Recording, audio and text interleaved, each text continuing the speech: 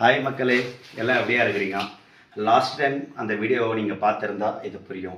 நான் last time சொல்லியிருந்தேன், ஒரு சிஎம் ஒரு எம்எல்ஏ ஞாபகம் வச்சுக்கலாம், ஒரு எம்எல்ஏ ஒரு கவுன்சிலர் ஞாபகம் வச்சுக்க முடியும். பட் சிஎம் வந்து வார்டு நிறையா இருக்கிறதுனால ஒரு சிஎம் வந்து ஒரு கவுன்சிலர் ஞாபகம் வச்சுக்க முடியாது. ஃபர்ஸ்ட் அண்ட் ஆல் இன்னொன்று, ஒரு எம்எல்ஏ ஜெயிச்சா சட்டசபைக்கு போவாங்க.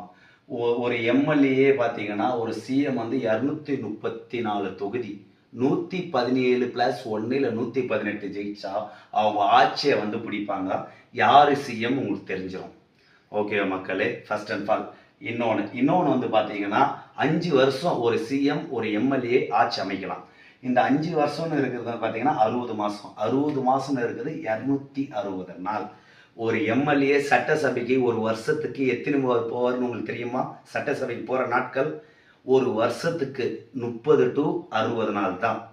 மிச்சம் 10 மாதம் போகணும்னு அவசியமே இல்லை மக்களே. ஃபர்ஸ்ட் அண்ட் ஆல் ஒரு எம்எல்ஏ சட்டசபையில் மெயினாக என்னென்ன கோரிக்கை வைப்பார் தெரியுமா உங்களுக்கு?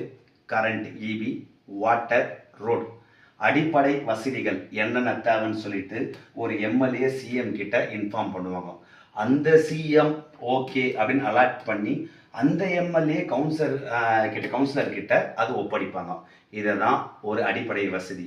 இதில் நம்ம எம்எல்ஏ நம்ம தொகுதி ஃபர்ஸ்ட் அண்ட் ஆல் 5 வருஷத்துக்கு ஒரு முறை ஆட்சி. எதுக்கு தெரியுமா?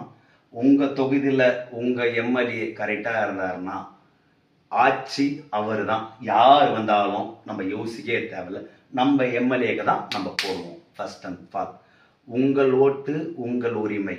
உங்கள் எம்எல்ஏ ஆட்சி யார் கையிலன்னு மக்களோட உரிமை.